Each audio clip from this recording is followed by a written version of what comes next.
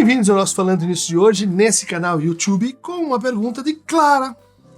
Clara pergunta: boa tarde, poderia falar um pouco sobre como se trabalha o perdão na psicanálise? Uma pergunta bem legal. Vamos fazer uma pequena retomada desse sentimento tão importante, principalmente no chamado Ocidente cristão, né? Eu recomendaria de saída um trabalho lindo, né, do Jean Dumelou, chamado A Confissão e o Perdão. Né? Saiu pela Companhia das Letras, já tem algum tempo. É um estudo de como se desenvolveu essa relação, esse discurso, que depois o Foucault vai, enfim, tematizar, estudar, associar com a própria psicanálise, que é o discurso da confissão. Há por trás do trabalho desse historiador a ideia de que certas formas religiosas, como o cristianismo, como o judaísmo, como o islamismo, concorreram muito para a gente formar, né, determinadas relações conosco, onde a culpa vai se tornando assim um elemento central. A culpa seria então uma espécie de interiorização da lei. A culpa ela invoca, né, uma vida regrada, né? Então a gente vai ler o Velho Testamento e vai encontrar ali um conjunto muito grande de regras alimentares, regras do casamento, regras do uso da sexualidade, regras de vestimento, regras para, vamos dizer assim, você conduzir a sua existência num plano, vamos dizer assim, de purificação, de pureza, num plano onde vai aparecer de forma, então, bastante clara e definida a separação entre o sagrado e o profano. O mundo dos deuses, o mundo dos humanos, né? O mundo falho, imperfeito, o mundo das vicissitudes e o mundo tal como ele deveria ser. Bom, então, o dispositivo de confissão, ele não é só o recolhimento disso, né? Que é a partir de um determinado momento, né? Inclusive alguns, como o Charles Melman, vão associar esse momento com o surgimento das primeiras descrições sobre a neurose obsessiva, né? Que é uma neurose da hiperinteriorização da lei, e é uma neurose do pensamento, é uma neurose ligada à confiança excessiva, talvez, e desconfiança correlata com a lei, né? Com a regra. Esse dispositivo, cujo marco, talvez inaugural, vai estar nas Confissões de Santo Agostinho, que abre esse gênero, né? Santo Agostinho, bispo de Hipona, passa por uma conversão, tem alguns fenômenos alucinatórios envolvidos que ajudam para isso, mas que ele se descobre capaz de virar sobre si mesmo. Ele se descobre capaz de sair e voltar a si mesmo. E ele descobre que a vida pode ter mais de um início. Não só o nascimento, né, a natalidade, não só o renascimento depois, no juízo final, mas que durante o processo da existência a gente recomeça, né? A gente faz verdadeiros, né, novos começos. E esses novos começos têm então essa dimensão salvadora, ascensional, da confissão, do perdão e da conversão. Isso vai se desdobrar então na ideia de que o perdão, né, enquanto sentimento que é o correlato da culpa, ele vai se desenvolver no interior dessa conversa que exige não só o representante da lei, né, o rei, o juiz, o policial, e a pessoa, que fez alguma coisa errada ou está se comportando dentro da lei, mas a existência de um diálogo interno. Você tem um diálogo com o outro e você tem um diálogo consigo. Você tem um desdobramento, né, duplo da consciência. Esse desdobramento vai, então, colocar um discurso da incerteza, um discurso que vai auto-julgar e auto-observar e auto-impor uma penitência. Então são os dois momentos, né, da penitência cristã, né, da contrição, né, que você se contrai, né, você se flagra, você se auto-observa, né, e o momento da distensão. O momento em que você promete, você se compromete a não pecar mais, a corrigir o que foi feito, a se transformar em outro. Então, cada confissão seria assim uma pequena transformação que a gente vai se impondo ao longo da vida. E a vida vai cada vez mais sendo pensada como transgressão, observação da transgressão, julgamento da transgressão, penitência, né, contrição e absolvição.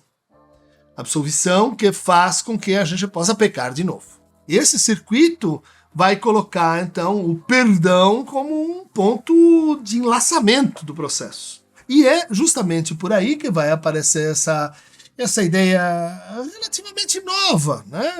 Relativamente nova, porque é assim, meio contemporânea das religiões semíticas, né?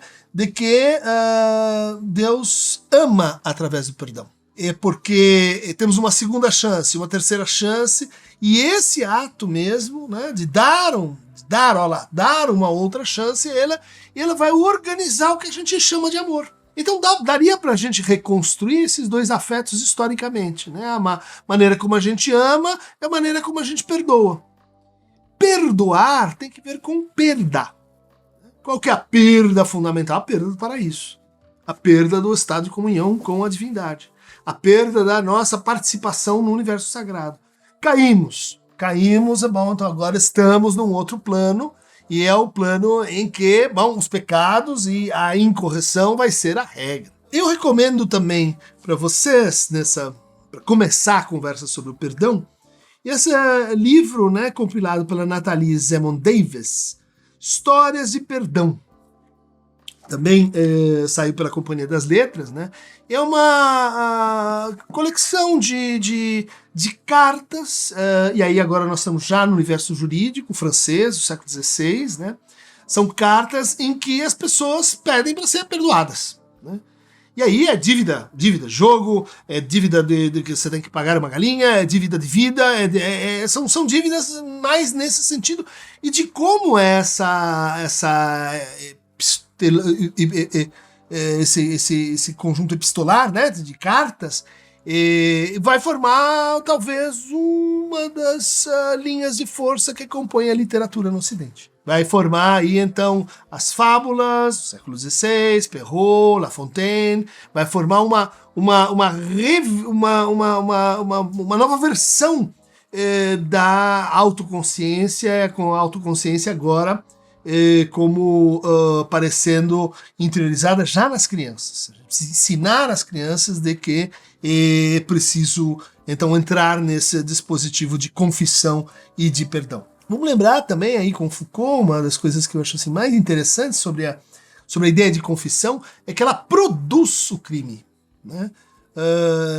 A confissão não é a descrição dos atos, mas é a descrição da sua relação com os atos de tal maneira que você apareça como o herói agente criminoso, né? E esse discurso da carne, né, esse discurso da autoobservação, ele é, na modernidade, o que a gente chama o campo do psicológico. Ele compõe, né, o campo do psicológico como vida privada, né, como relação entre vida privada e vida pública. Bom, no começo, a confissão não era num confessionário secreto, ali que é onde o padre te absolve, né, mas a confissão era pública. A pessoa ia para o centro da praça e declarava, né, sim, fiz, e punha, portanto, em ato a ideia de que o perdão ele pode ou não vir, né? Isso é muito importante, né? Porque para ser um perdão amoroso, ele tem que ter um ingrediente que é a contingência. É a exposição ao será que o outro realmente me perdoará ou não? Ou seja, perdão garantido não é perdão. Faz parte do ato performativo de perdoar que eu poderia não tê-lo feito. Isso é a definição da sentença ou da proposição de tipo lógico conhecido como contingência, né? Ao lado da necessidade, possibilidade e impossibilidade. Isso combina muito com a ideia de que o perdão é algo que se dá, que se concede. Pelos reis, por exemplo, há um tipo específico de de perdão que é dado pelo rei, que é o indulto. Né? Vocês vão lembrar que um dos motivos para a Contra-Reforma e as revoluções protestantes era a venda de indultos. Né? Então, o sujeito ali, burguês, rico, ia, comprava o indulto, podia fazer suas barbaridades, porque ele estava no Pix, ele já tinha comprado ali o seu perdão lá no céu. Os protestantes levantam e dizem, isso não é perdão. Perdão envolve contingência. Perdão envolve a contingência de que o amor pode ou não acontecer. E se exprime no verbo dar. Dar não é trocar, dar não é comercializar, dar não é condicionar, dar é uma experiência subjetiva muito importante. Para passarmos para um outro nível de consideração dessa problemática, eu convidaria vocês a conferirem essa nova edição feita pela Ubu, da minha amiga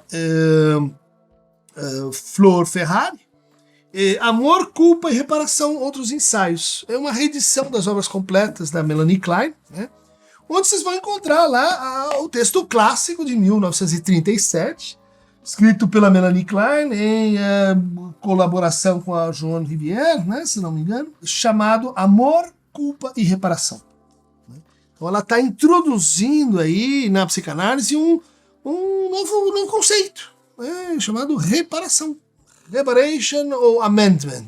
Tem toda uma discussão sobre a diferença entre essas duas coisas. Né? Amendment sugere assim uma emenda, sugere que você põe um conserto, você junta de novo o que foi quebrado. Né? Enquanto que reparation leva talvez à ideia de reconstrução. E essa vai ser a ideia central aqui da Melanie Klein. Né? Reparar é fazer de novo, fazer melhor, mas reencontrar uma certa unidade da experiência. Né? Voltando, né? Não é agora o sagrado e o profano, mas é o antes e o depois. Né? Como é que aquele laço, como é que aquela modalidade de relação de objeto vai se reconstituir? E ela parte, agora a psicanálise, de uma leitura muito, muito própria, que ela faz de Mal-Estar na Civilização, e Além do Princípio do Prazer, onde ela vai reter do Freud a importância do sentimento de culpa. Leio.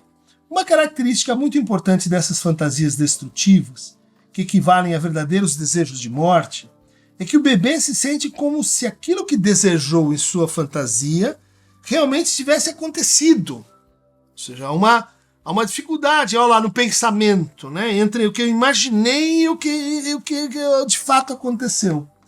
Ele se sente como se realmente tivesse destruído o objeto de seus impulsos destrutivos e continuasse a destruí-lo. Né? Então aí tem um escalonamento muito importante, né, entre a agressividade, o Winnicott vai retomar isso, muito importante para sondar a preservação do objeto, que o objeto resiste, né, a você, que ele sobrevive, e a destrutividade, que é quando você quer realmente produzir um estado de inexistência em relação a esse objeto. Continuo. Algumas pessoas sofrem com facilidade quando não recebem apreço, mesmo daqueles que não têm muita importância para elas. Já viram isso? Aquela pessoa, mas cai o mundo porque ela não me tratou bem. Isso acontece porque em sua mente inconsciente não se sentem dignas da atenção dos outros. Impressão que é confirmada quando são recebidas com frieza. Outros se sentem insatisfeitos consigo mesmos, sem nenhuma razão objetiva, das maneiras mais diversas. Por exemplo, não se sentem à vontade com sua aparência, com seu trabalho, com as suas habilidades em geral. Sensações desse tipo, e olha, são banais aí, a gente conhece um monte de gente, né, às vezes até que sofre com isso. Sensações desse tipo têm raízes mais profundas do que se supõe e estão sempre ligadas ao sentimento inconsciente de culpa. Ou seja, essas pessoas hiperreativas, sentem sempre inferioridade, sempre em débito, sempre faltando alguma coisa, inadequadas. O que ela está dizendo? Isso tem um fundo comum que é o sentimento de culpa. Né? Esse sentimento surge, explica ela, do medo inconsciente de ser incapaz de amar os outros, de verdade. Olha, a Melanie Klein, ela tinha formulações extremamente assim complexas, né? Esse sentimento, o sentimento inconsciente de culpa, surge do medo inconsciente. Então, a forma primária não é a culpa, mas é o medo de ser incapaz, tem a ver com a impotência, com o desamparo, de amar os outros de verdade. Ou seja, tem amores falsos, né? Tem amores falsos e eu tenho dúvidas se eu estou amando de verdade ou não, e se eu sou capaz ou não de amar, e se eu não for capaz de amar, medo. Principalmente não conseguir dominar seus próprios impulsos agressivos. Ou seja, essas pessoas têm medo de ser um perigo para aqueles que amam. Olha só, gente, a complexidade da coisa não é só que em todos nós existe ambivalência, existem sentimentos de amor e de ódio, e que é tudo misturado em relação ao outro, mas que também a gente projetivamente, inversivamente, sente medo de que sejamos um perigo para o outro. Então, volta nas situações que ela descreve, né? Eu sou menos, eu não estou bem no trabalho, os outros estão me tratando com frieza. Tudo isso pode ser traduzido em, olha que medo que eu tenho de que eu seja um perigo para o outro, né? E não que o outro vai ser um perigo para mim, que é como as pessoas traduzem na linguagem da consciência, né? Eu tenho medo daquela figura de autoridade, eu tenho medo do professor, eu tenho medo daquele que eu não conheço, eu tenho medo do estrangeiro, né? Melanie Klein está dizendo, são as duas coisas pelo menos. Como é que trata, né? Quer dizer, como é que a psicanálise então vai tratar dessa culpa inconsciente? Ela vai dizer, isso pode ser abordado pelos sentimentos de amor e de gratidão, que surgem direta e espontaneamente no bebê como resposta ao amor e os cuidados da mãe. Bom, então a nossa capacidade de amar, e de amar então aí nesse sentido do verdadeiro amor, que é aquele que é de grátis, daquele que gosta de dar, né, que se realiza na doação, que não é bem um sacrifício, ainda que tenha que mobilizar um trabalho, um esforço, mas que é assim autogratificante. O que ela está dizendo? Isso trata o sentimento de culpa. Isso cria não só o perdão porque o outro pisou no seu pé ou você pisou no pé do outro. Isso recria a situação entre nós de tal maneira que daqui em diante nós incorporamos aquilo que aconteceu na força restauradora do amor. Ou seja, nós nos amamos mais ainda porque pudemos recompor aquele amor que foi perdido, né, que foi quebrado. Ao mesmo tempo, também desempenhamos um papel da criança boa com os pais, coisa que gostaríamos de ter feito no passado e que agora realizamos no presente. Olha o exemplo de reparação que ela está dando, né, de perdão. Ela está dizendo, olha, eu fui uma criança malvada, que me acha muito insolente, etc., e hoje, para reparar aquilo que eu fui, eu posso me tornar um adulto generoso, bondoso, amoroso. Problema, quando uma coisa acontece sem a contingência. Ou seja, eu tenho que ser um adulto bonzinho, responsável, que não aflige os outros, que não incomoda, que não dá trabalho, porque eu estou não reparando, né, mas atendendo e assim pondo em circulação aquele mesmo medo transformado em culpa inconsciente. Outros exemplos de reparação. Ao reverter uma situação, ou seja, ao agir com a outra pessoa como mãe boa ou pai bom, recriamos e aproveitamos na fantasia o amor e a bondade que tanto desejávamos de nossos pais. Ou seja, reparar é criar.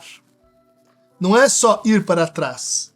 Reparar é colocar a mais aquilo que faltou naquele momento. Mas aquilo que faltou imaginariamente, aquilo que faltou na sua fantasia. Mas, portanto, não se trata do valor efetivo pragmático do traço, mas do trabalho de construir aquilo que estava faltando naquela relação, retrospectivamente avaliado.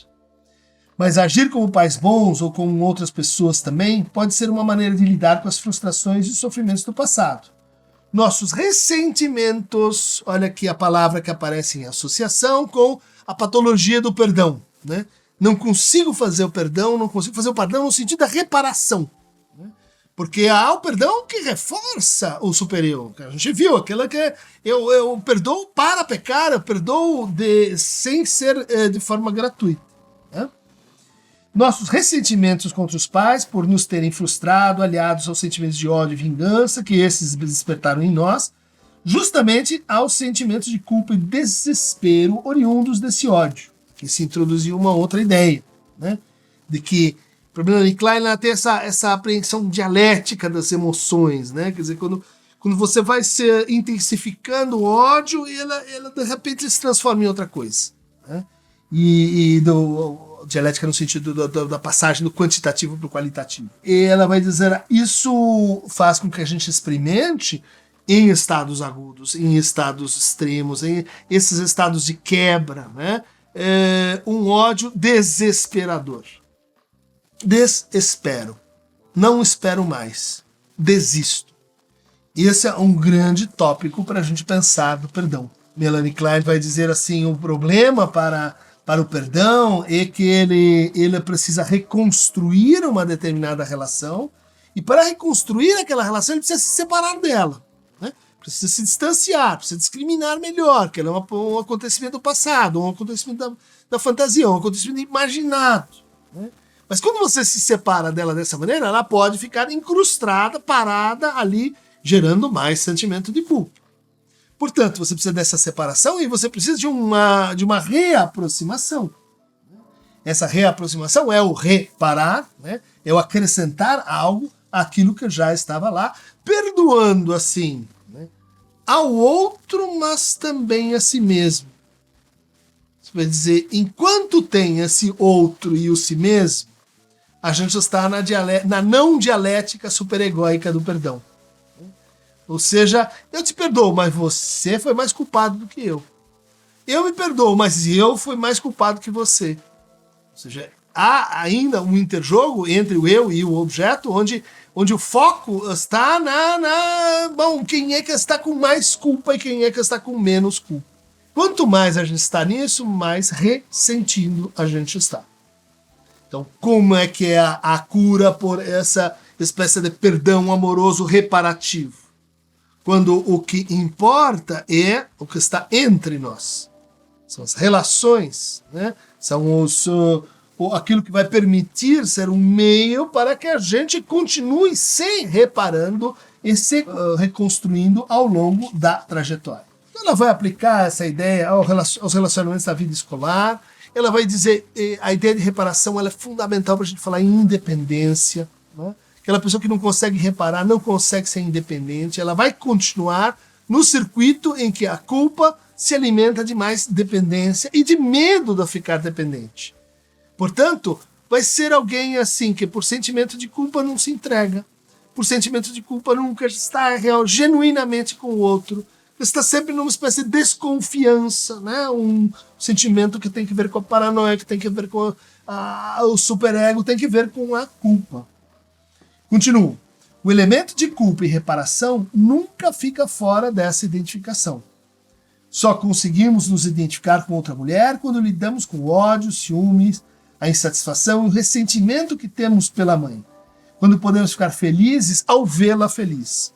Quando percebemos que nunca a ferimos ou que podemos reparar os danos que lhes foram feitos pela e na fantasia. Bom, e a conversa segue, ela vai dizer assim, tem muitas pessoas que têm uma dificuldade para perdoar, e olha só que interessante, elas têm uma dificuldade para criar também.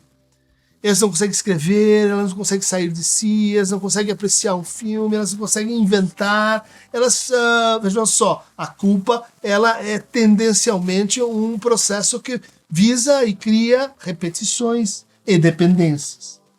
O sentimento de culpa dá origem ao medo de depender dessa pessoa, amada que a criança teme perder, pois logo que sua agressividade começa a brotar, ela se sente como se estivesse ferindo o outro.